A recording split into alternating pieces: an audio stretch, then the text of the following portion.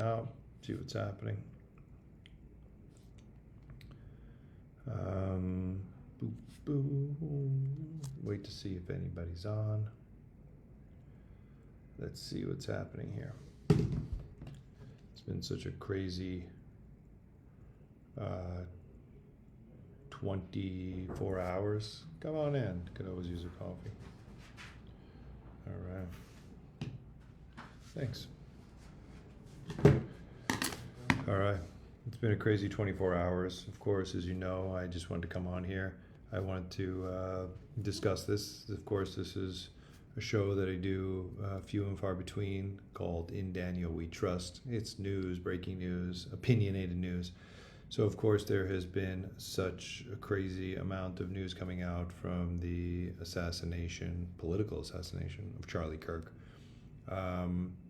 It's completely and utterly earth shattering and devastating on so many levels, from personal levels to family members who, of course, followed and supported him, to the country as a whole, that we have become so politically divided, which, countries are always politically divided. I don't think there's anything wrong with that, but we've become so politically divided that the answer has become so violent when you disagree with somebody, and that has become the norm and is out of control. And I think that everyone sees that and understands that and agrees that this is so out of control now that you cannot disagree with anybody without there being a violent repercussion. We have seen this go on now for the last year and a half, 2 years, maybe more. I mean, throughout history, we've had it, but more and more and more in the last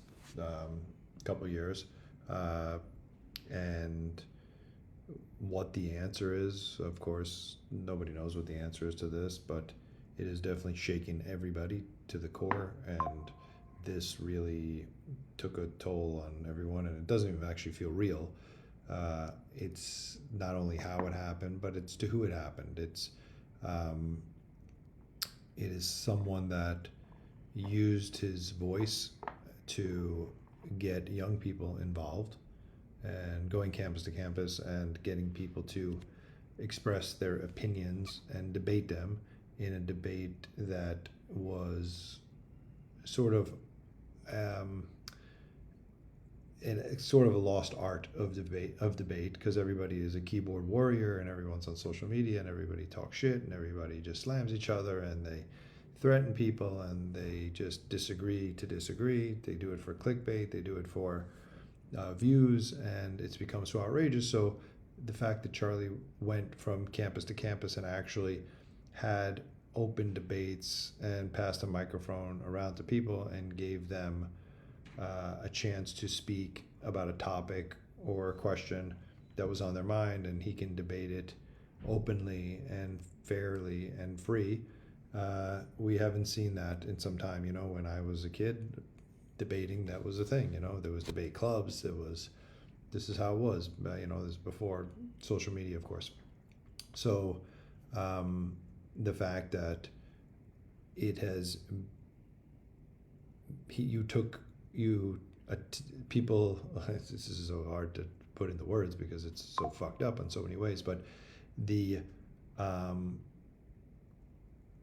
they tried to silence somebody that was uh, allowing people to debate openly on left and right and center, and that in itself is just so fucked up and it's so wrong, and it's just makes no sense, because why is that the person that you would try to silence? I mean, if you try to put this in perspective, out of all people, doing it to anyone is wrong, but the person who was giving everyone a forum to speak on left, right, and center, that is the person that his life was taken, and he is obviously a human being and a father and a son and a husband, and he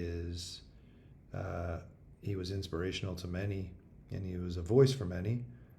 But more than that, he was someone who was open to hearing It didn't have to agree with you or disagree with you. It wasn't actually about that. None of it was about that. It was the point that he gave everyone the voice to speak. And if you can't allow that to be normal and you can't allow that to go on, what do you have anymore? I mean, you cannot even allow someone who is giving left, right, and center a voice. Again, this wasn't about his opinions or what his political affiliation was. It was nothing to do with that. Everyone has an opinion. Everybody has a political affiliation. Everybody has something that you, even if you are affiliated with someone on a political side, left or right or center, there is something that you disagree with them about. You don't agree with every single thing from every person. That is just factual. You will never do that. You will never agree with every single aspect of what someone's opinion is. So the fact that somebody is going from place to place to encourage young people to debate and speak and discuss topics that they were not talking about previously, or again, maybe they're just talking about on social media only and just being keyboard warriors and just, you know, everybody has a big mouth on social media. I mean, we can see it everywhere. But the fact that you had someone who allowed people, and going to these campuses, this was it. This was what everything was about. This was about going and reaching out to people that were going to be the next generation of making change and the next generation of being the voice for the country. So those were the right people to connect to. I mean, it didn't, yes, conservatives and liberals on both sides, whether they liked him or didn't like him, it wasn't, they took notice to Charlie Kirk because he became so influential on so many people, but also just became an outlet for so many people and a voice for so many people. Again, whether you agreed with him or disagreed with him, he was only 31 years old, and he was able to manage from the time he was 18, when it was such a grassroots campaign, to the time that he was 31. He accomplished so much. Not that that's a short amount of time, but he was so persistent and never stopped and always wanted to achieve this goal of continually growing this grassroots campaign. And again, some people didn't believe in who he aligned himself with, or, you know, he was a Sunday church going, love Jesus, great father, and maybe some didn't believe that that is a correct path, but that's not their business. That is never their business. And he always said one thing, and this is very important. He always said, listen, I'm not going to tell you what to do, whether I believe in it or not. I'm not going to tell you. He was on with Bill Maher, and this was a great, great interview where Bill Maher said, are you going to, be upset at me that I like to go out and drink? And Charlie said, no, you want to go get drunk, go get drunk. If you want to go smoke marijuana, go smoke marijuana. That's not his business. And that was the biggest thing about what he was doing. He didn't push his view onto you. He just would discuss and debate it. And that is a very big thing. And, this is important because it goes back to, have we come to a time in a place in society where disagreeing with someone has to become violent? Why does it have to become violent? How did we get to this place that just a disagreement becomes violent? So I wanted to come on here because, and this is not my normal time of coming on here at all, but it's nice to see people here and on Kick and on Facebook and on X. It is nice. I will say a quick hello to everybody. Hello, everyone. Thanks for joining. So, I think that, I don't even know if my chat's working. Hello, all. Oh, yeah. So, I think the biggest the biggest weight and why this is so heavy for us is that we felt connected to someone who was just assassinated, that we didn't actually personally know. And that's rare in itself.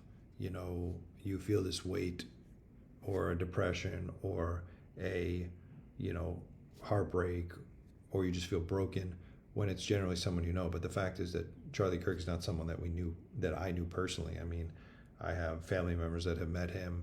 I have, you know, friends that know him, but I personally didn't know him.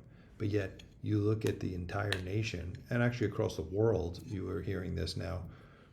So many people that are just shattered and broken by this, because it's not whether you loved him or didn't like him or believed in his views or not. It's just wrong.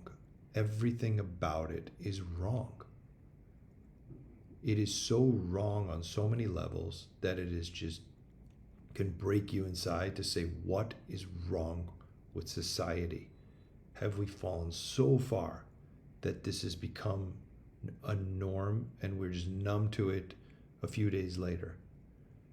I watched yesterday for the 9/11 memorial. We watched President Trump and Melania. They look broken. President Trump looked broken from this. It's so sad to see. It just, you know, it just didn't have to happen this way. It shouldn't have happened this way. It never should have happened this way. And there's a million things that people can blame why this happens. People blame gun epidemic. People blame just an epidemic of, you know, people and what's going on and depression, and you know, people blame drug use, people blame fanatical this and that. Whatever it is, it didn't have to happen, and it has shattered everybody. And so I just wanted to come on and talk about that because I think it's important. I think that everybody, there's not somebody actually in at least the continental US and even abroad that isn't aware of this and isn't just taken back by it. And then there's the other side. There are people, the audacity of people that can say, oh, good for him, he had it coming. What the fuck kind of human being would speak in such a manner that they would say this kind of rhetoric? What the fuck kind of person? If you speak like that, you are actually just a monster. What kind of person are you to speak like this about anybody at any time that you just watched get assassinated in cold blood on television, on social media, spread all over the place for everyone to see? What kind of person are you that you would celebrate that? You must have something seriously deranged. I don't care if you believe or don't believe in his views or his religion or his politics or him as a person. Who the fuck celebrates this kind of atrocious action? It is beyond being the worst type of human to celebrate this. Okay, you should have yourself seriously checked out. There's something seriously wrong if you think that that is normal and you think it's cool and it's clickbait and it's views and this is the dope thing to do. It's not the fucking dope thing to do. It is the most horrible, grotesque, monstrous behavior to celebrate this type of thing. And God forbid that it would ever happen to someone that you knew or someone that someone knew that affected you in some way. Because that's somehow the only way people learn, which is amazing, which I don't know why, because it doesn't have to happen that way. But please, if you know people that are celebrating this, you should actually just fucking report them. There are a lot of people that are outing these types of people. You should do it. You know what? Out those people. Because It's one thing you can have an opinion to yourself, that's fine. But to publicly post such shameful garbage is actually just beyond inhumane. It is deranged and it is dangerous, just so you can have views and clickbait. So you should out those people, okay? People should out people that have done this. Over by today, there's been over 100 people that have been fired from their jobs, from reporters at MSNBC to assistant dean at a college. I believe it was in Kentucky. Was it in Kentucky or Tennessee? Sorry, in Tennessee. To people that are that have just regular jobs, employees, people that have posted. They felt the need to post to the world, which I cannot for the life of me think about what kind of fucking moron would do that. For the life of me, they felt the need to post something against a human being that was just assassinated in public. What kind of person does this? I have no clue. I actually have no concept. And they deserve to be outed. They actually do. And, listen, a lot of people, they know me from, all kinds of various reasons, whether it's from past careers I've had, to music, to my life with Sunny, to my family, to just, people know me and my family from a million different reasons, and I know that there's a large social media following between Sunny, myself, and others, and we've been fortunate enough to build some kind of cool little world around us of amazing people, and she has amazing fans, and so do I, thank God. But I've never seen stuff like this before, so it's very it's crazy to me. It's crazy. So I wanted to come on here and I wanted to say this, and I wanted to get this off my chest, because if anybody slept, they slept with a heavy heart last night. And if anybody, there's so many people that just are broken inside, and the world just feels heavier today, and it feels off, and it feels like, and again, this isn't about was he a friend or not a friend. It actually had nothing to do with that. And the world just feels totally off right now. And it feels off for a million things. Listen, there's nothing good in the news going on. The news is just terrible, terrible, terrible. It's like one thing after another. In every single country, it feels like there's something falling apart. And the world feels really off its axis right now completely. And I don't know. So it's not like this is one thing that... and it's not like other days were such happy news. I mean, every day there just feels like there's a lot of heavy shit that's going on, and people have a hard time wrapping around, whether it's in Nepal, whether it's in India, whether it's in Israel and Gaza, or Ukraine and Russia, or there's just so many things going on all over the place, and everybody knows that and everybody sees that. So this just hit home in the US because it was just wrong in every way, and that's all. So I just wanted to do this small live in Daniel We Trust. I thank you, the few people that have joined. It'll rebroadcast onto X and Facebook, and of course Kick. But I just wanted to do this because I want to get this off my chest. This is basically, in Daniel We Trust, has become like a sort of therapy for me. This is all this is. This is just a therapy for me. I get to talk about politics. I get to talk about, world news and world events. And it just feels good. And it kind of, again, it's a self-therapy. I don't do this to get paid by it. I don't do this for anything else. It's cool to interact with some people. If anyone has any questions, please, they can ask, of course. I see there's a bunch of people alive. Please, you can ask anything you want at any time. I will do my best to answer, but I do this because it is just therapeutic for me.